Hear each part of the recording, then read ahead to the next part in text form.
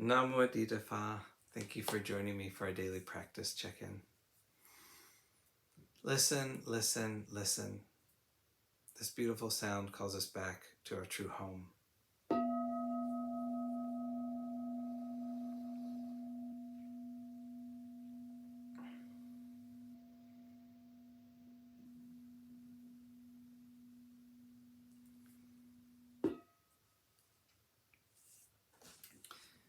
The second mindfulness training. Aware of the suffering caused by exploitation, social injustice, stealing, and oppression, I vow to cultivate loving kindness and learn ways to work for the well-being of people, animals, plants, and minerals. I will practice generosity by sharing my time, energy, and material resources with those who are in real need. I'm determined not to steal and not to possess anything that should belong to others. I will respect the property of others, but I will prevent others from profiting from human suffering or the suffering of other species on earth.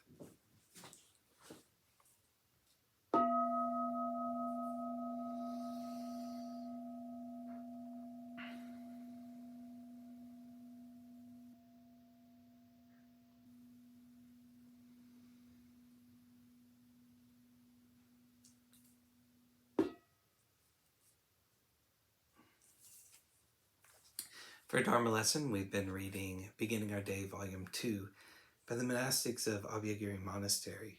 And today we're reading Blown into Cosmic Dust by Lungpo Pasano. The Buddha encouraged us to contemplate aging, sickness, and death every single day.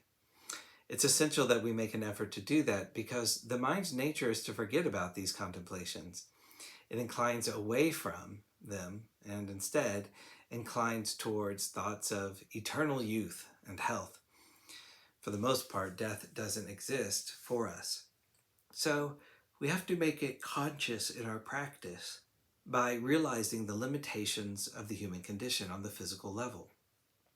We're bound to this body that's constantly aging. Even when we're young, it's still aging. The reason a baby gets born in the world is because it's too old to stay in the womb. That aging process continues on after birth. This is a supportive reflection for us. It's not intended to make us miserable or depressed. It's intended to bring up wholesome mental states to counteract the mind's tendency toward pamada, being careless and not very circumstanced regarding the truths of our existence. The three recollections on aging, sickness, and death help establish a sense of heedfulness and spiritual urgency. We have this opportunity to hear the Dhamma, to study the Dhamma, to practice the Dhamma, to live a life in accord with the Dhamma. Reflecting on that makes us grateful for this opportunity to practice, and that's vital because it's easy to let the opportunity slip by. We recollect the nature of the human body, that our lives are subject to aging, sickness, and death. For all of our seeming solidity, we're left to nature when we die. Our bodies dissipate and disappear. The Buddha taught the charnel ground contemplations, which encourage us to examine the body's process of dissolution after death. It changes shape, bloats, disintegrates, and dries out until just the sinews and bones are left. The bones are then scattered until there's little remaining but a small pile of gray dust. Then a wind comes along and blows it here and there until nothing is left.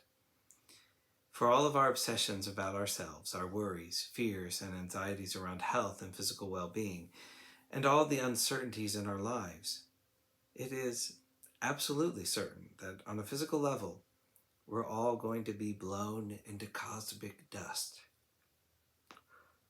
Now, when we contemplate that fact, it's not to be picked up in a nihilistic way, but rather with the sense of urgency that's needed to establish the heart with skillful spiritual qualities.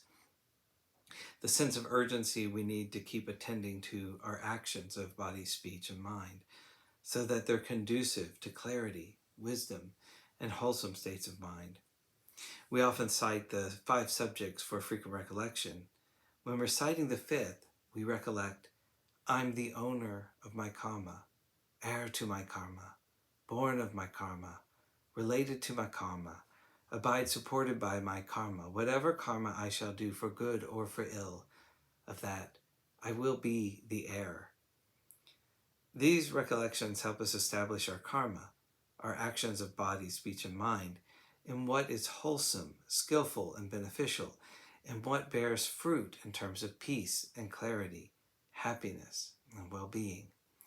So it behooves us to take responsibility for these contemplations, to reflect upon them, and develop them in our practice.